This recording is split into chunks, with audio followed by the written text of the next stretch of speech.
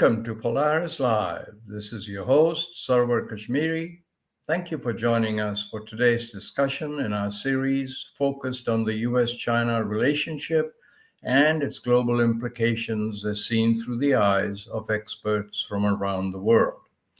This user-supported channel brought to you live in conjunction with the Foreign Policy Association of New York.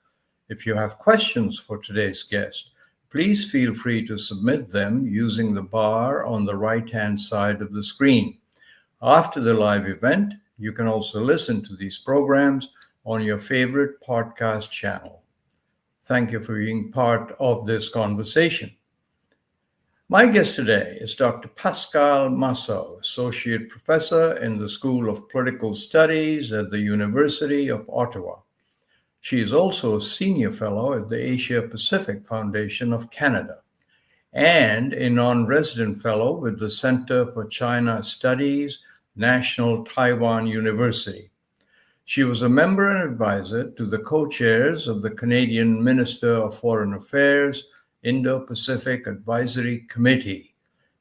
Pascale Massot is the author of China's Vulnerability Paradox: How the World's Largest Consumer Transformed Global Commodity Markets, a best-selling book. She's widely published in English, French, and Mandarin. Welcome to Polaris Live, Dr. Massot. So nice to have you with us. I'm very happy to be here. Listen, some 80% of Canada's exports go to the United States. America is Canada's largest trading partner. So the U.S. tariffs are a chokehold on Canada's economy. You think Canada can survive this onslaught?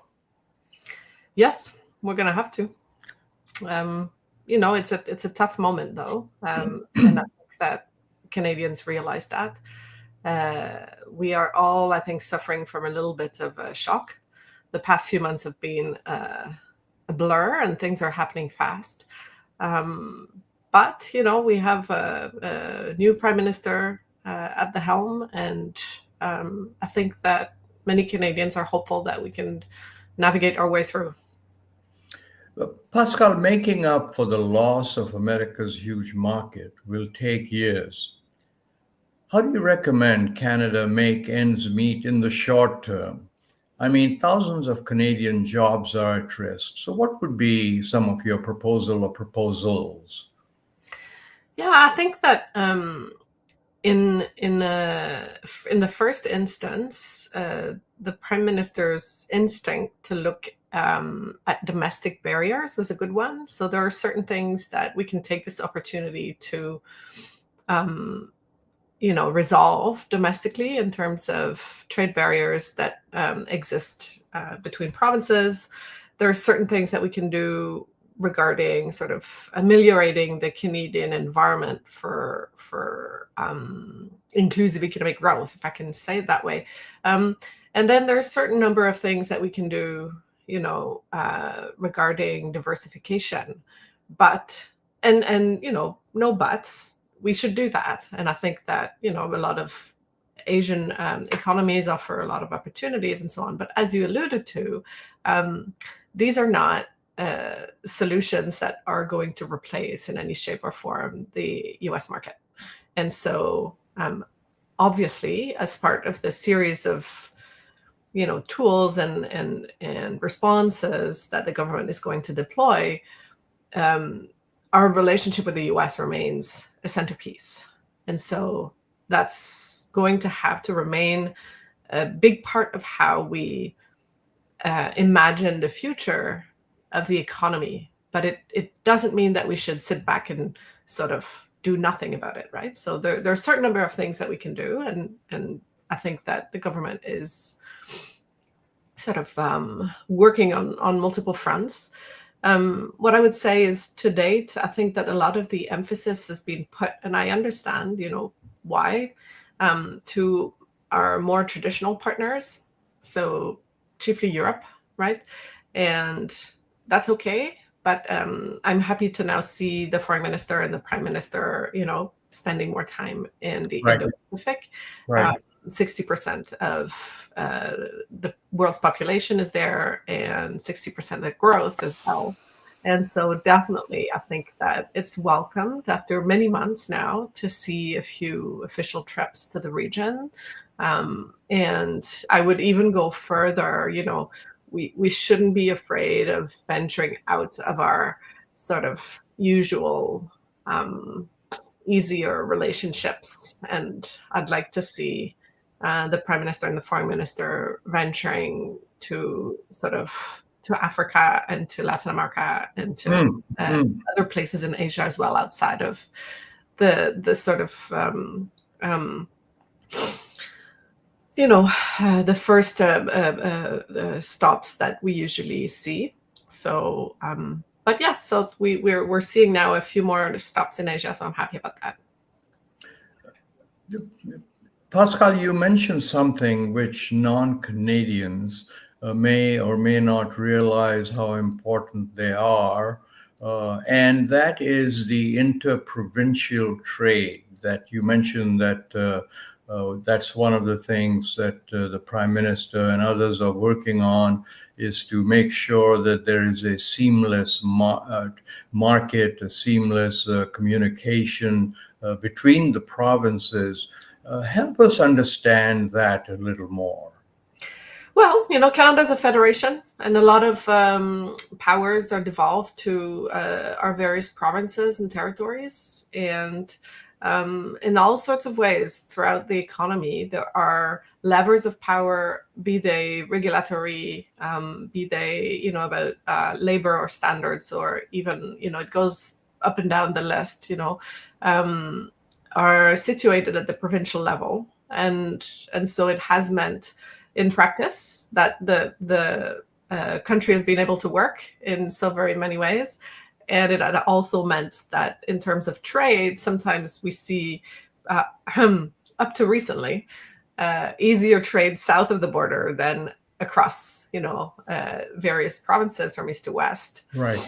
And so I think that the Prime Minister is right to work on this. It's not easy. Many Prime Ministers have tried before.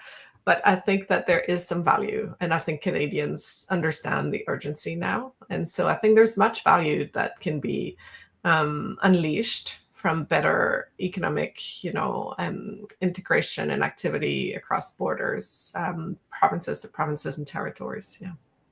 And as you say, a lot of prime ministers have tried. So would I be right in saying that for the first time, with this almost fatal chokehold, that the pressure from America might make this easier to work on for the prime minister?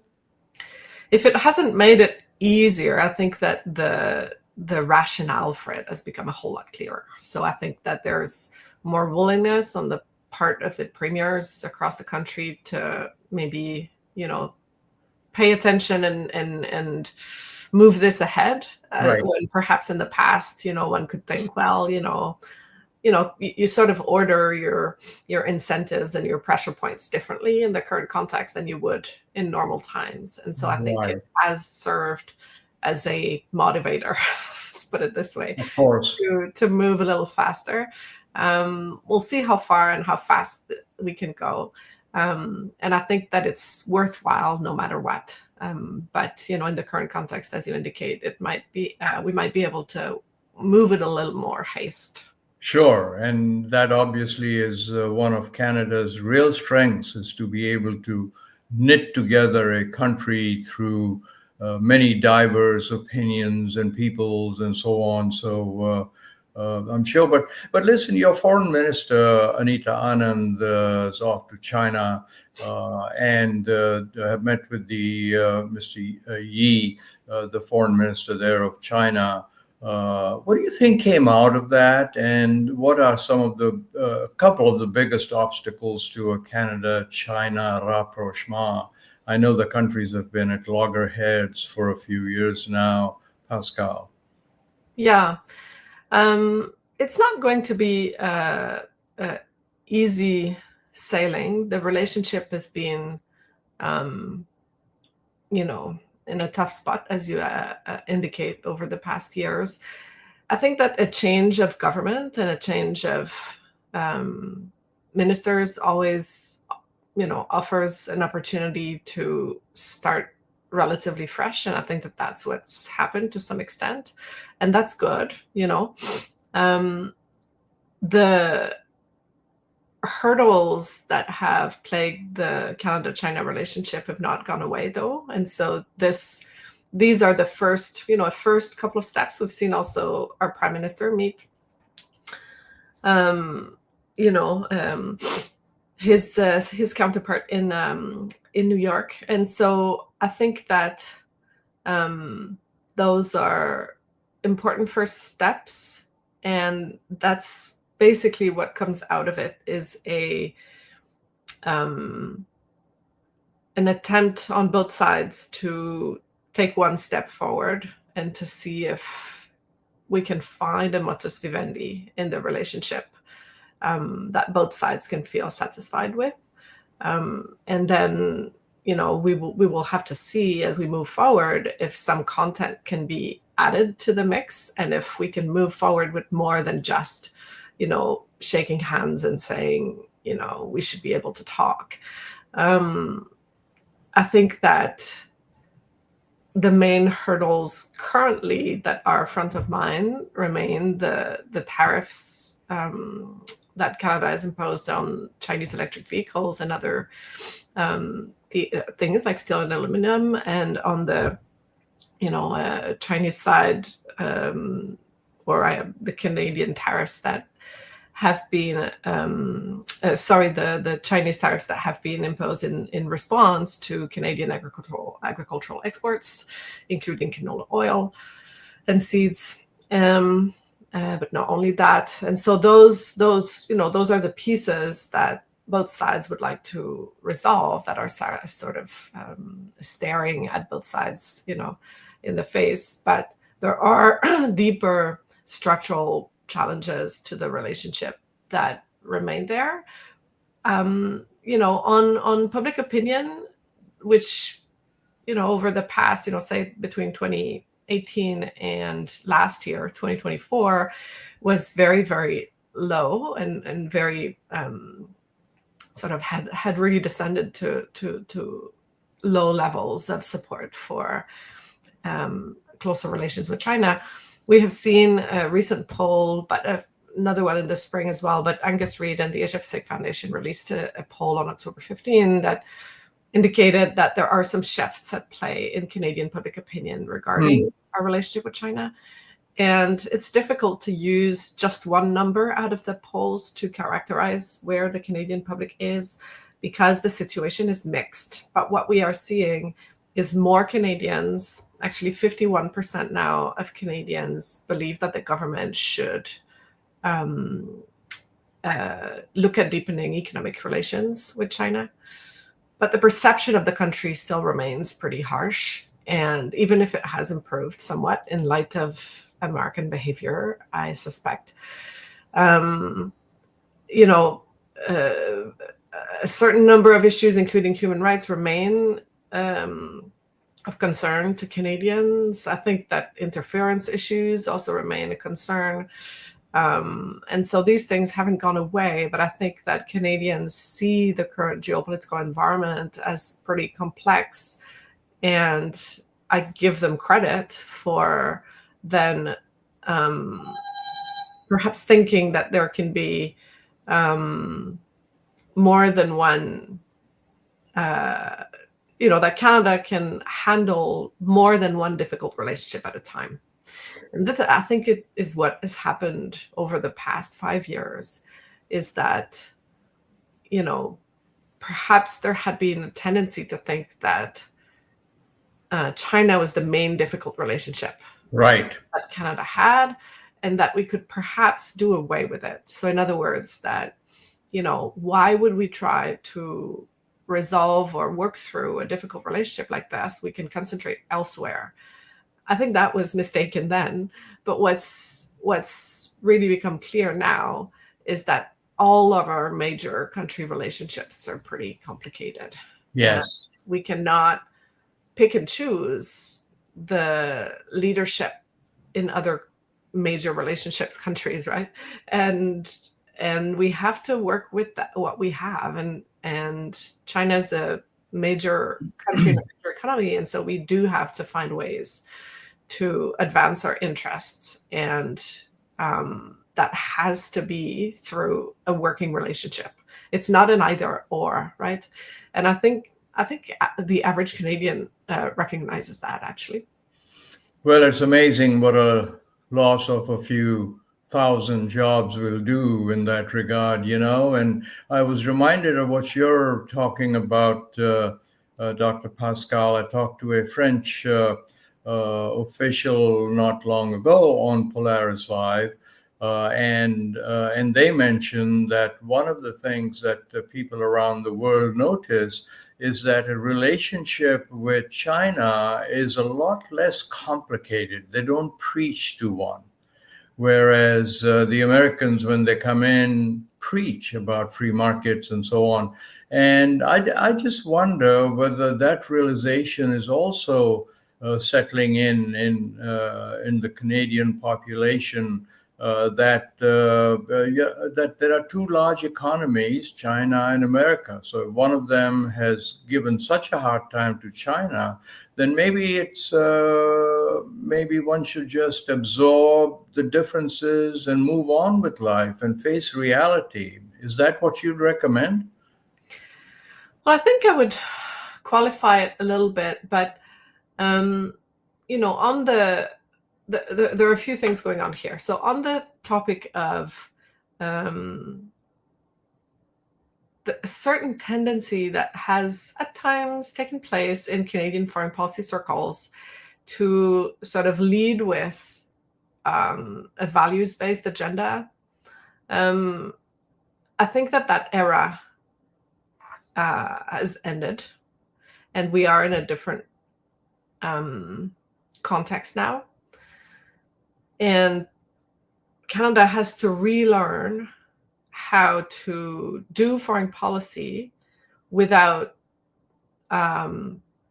abandoning its values. Nobody's asking, our foreign policy makers to do that.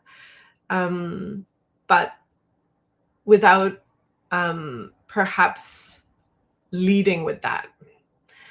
And I don't think that we have quite figured out how to do that, but I have my personal view is that we can, without going all the way to a sort of purely Manichaean interest-based foreign policy. Right. There is a way to be moral and to pursue our interests without going around the world lecturing people, about how to live their lives, basically. However, I think it is important that we don't sort of throw out the baby with the bathwater, which is to say, well, all governments are don't correspond to our ideal. Therefore, we shouldn't care at all, and we should just focus on the economics. That's not what I either. Sure. I think that that's not satisfactory as an answer, and it would not be very, inspirational. And so we just have to figure out in this new world where we have many great powers who are home to systems of government that we don't aspire to emulate here in Canada. We nevertheless have to have relationships with them, and we have to advance our interests, but we also don't want to forget who we are, and perhaps keep an eye on how, normatively speaking, we would like certain things to evolve over the long term at the global level. And so I think that we can do that, but it requires our Canadian foreign policy circles to undergo a little bit of a metamorphosis between the Canada that we were in the 90s, sort of little on the nose, little values-led,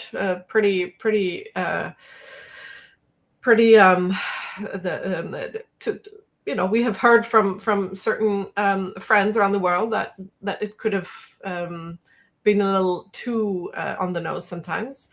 We have evolved. I mean, we should evolve to a place where we are able to think and deploy some of our objectives that revolve around a certain number of values-based commitments, but it shouldn't be the main filter through which we view the world. I think that that's the mistake. And on this, if I can just add, we have a tendency also, I think, through this legacy of leading with values, to see our potential partnerships through that lens. So in other words, instead of saying, what do we need to achieve? Who are the countries that we need to work with to achieve these objectives? I think that some have had the tendency to see, who do we align with on values? What can we do with these countries? That's unfortunately, that was a luxury that we had, right? We could choose the kinds of things that we might want to pursue, and we could choose the countries we wanted to work with based on values alignment. But that isn't possible right now. We can't say we won't work with the US because we don't align on values, right? It just doesn't make any sense. And so I think that we should be a lot more concrete and precise as to what kind of interests we want to pursue and what kind of things we would want to accomplish that sort of incorporate our values-based judgments as to what is important internationally. And then we figure out the countries that we need to work with or be part of the conversation with to advance those objectives. And, unfortunately or fortunately, some of the countries we don't align with on values will be part of those countries we need to work with. And so it's just the way it is. We have to live with that reality. I hear you, and I see how you're struggling with some of the nuances of what you're saying. And in fact, that's one of the things that people have always admired about Canada, is that there is a value train that supports Canada's behavior. So you've explained very well how Canada will have to go forward. But Dr. Pascale, let me take a moment to remind viewers that Polaris-Live is commercial-free and entirely viewer-supported. You can view us on YouTube and most podcast channels. An executive summary of each program is sent at no cost to our Substack subscribers. You can help us keep our commercial-free model strong by becoming an annual supporting subscriber through my website, kashmeri.com, or through Substack. We always welcome your comments on video and podcast channels. I have a series of questions, but I want to linger a little bit more on our conversation of just a few seconds ago. And you're someone who really understands the Canada-China relationship, but also nuances of China. Do you think, Pascale, that there can be more than one version, little blue sky here, that there can be more than one version of democracy?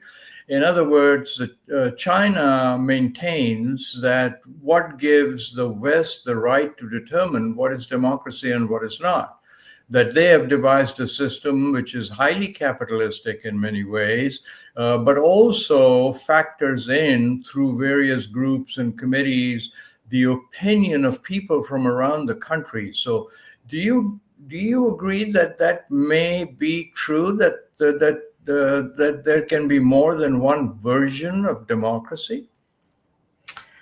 It's a very topical and difficult question that you're asking me, but it's an important one. In the study of democracy, there are maximalist and minimalist definitions of democracy, and there are also sort of binary definitions, and there are also definitions where you unpack democracy and look at various components. So you could have a very minimal definition that is only about the electoral system and one person, one vote, but you can have definitions that look at things like responsiveness of governments to their populations, or right, the inclusiveness of certain governance mechanisms, or the contestation of power at the top. So things like that. I think that it's useful, especially when many in the West have lost faith in their own democratic government's capacity to deliver for them. It's very useful to look at the various components that make a democracy and to try to faithfully look at how countries are performing. And I think transparency and humility is so important, as I say, because nobody in America right now, maybe fewer in Canada, but in many countries in Europe, think that their countries are perfect exemplars of democracy. And so the first step should be humility. The second step should be trying to define what it is that we're talking about. And there are certain markers, certain government performance markers, where the Chinese government has made progress, tremendous progress, right, in delivering certain kinds of services and goods and quality of life and etc. to their citizens. The exercise also requires, though, that we are honest about the kinds of things that the Chinese government is also not delivering.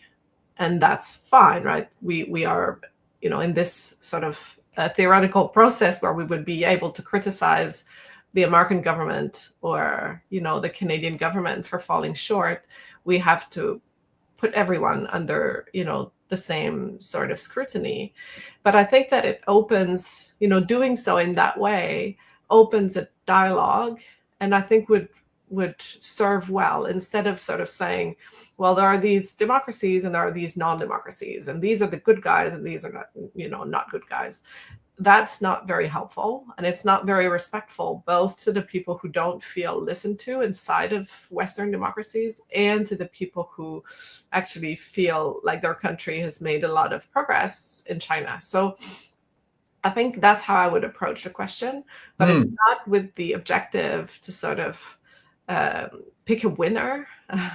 And it's also not with the objective to disregard some of the very important indicators of democracy that aren't doing so well in China right now. So I think that we have to be honest if we're going to look at this. But there are some indicators of democracy that are performing pretty poorly in the US right now, right?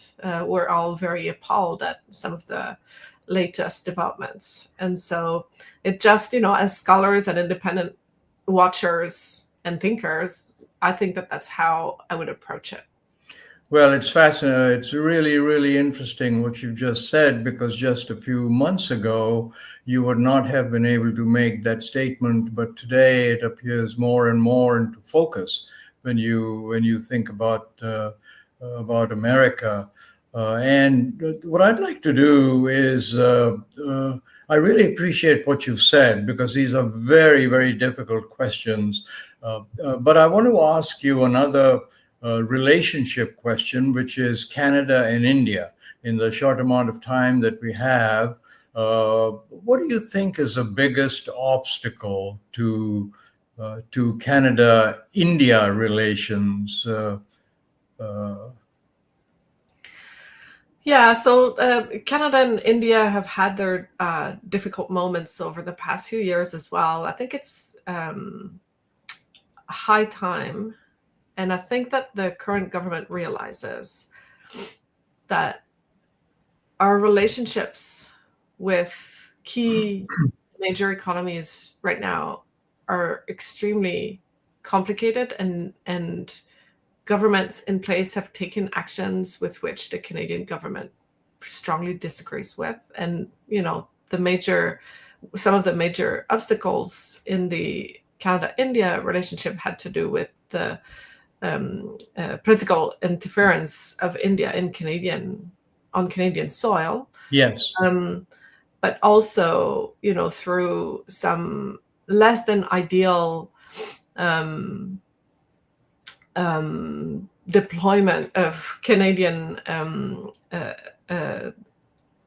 policy towards India under the previous Liberal government. And so all this to say that, I would go back again to a theme that I touched on earlier. These are major relationships with which we need to work with. And so what we need to do is not to start with saying what are the number of things that we disagree with the governments in place, but what do we need to accomplish here for Canada, and how do we get on with it? And I think India is a great example of a country where the current government has also made efforts to reset the tone of the relationship. And I hope that we will continue to do that with the understanding that not everything is, we're not aligned on everything, and there are a certain number of issues that we need to resolve. Well, Pascale Massot, we have, alas, run out of time. This is a conversation that I hope we can pursue again on Polaris Live. I hope you will come back and see us again. But thank you so very much for taking this time. And I want to thank also our viewers from around the world. Please join us again on Polaris-Live.com as we continue to explore the most consequential relationship in the world, that between the United States and China and its impact on the world. Until next time then, goodbye.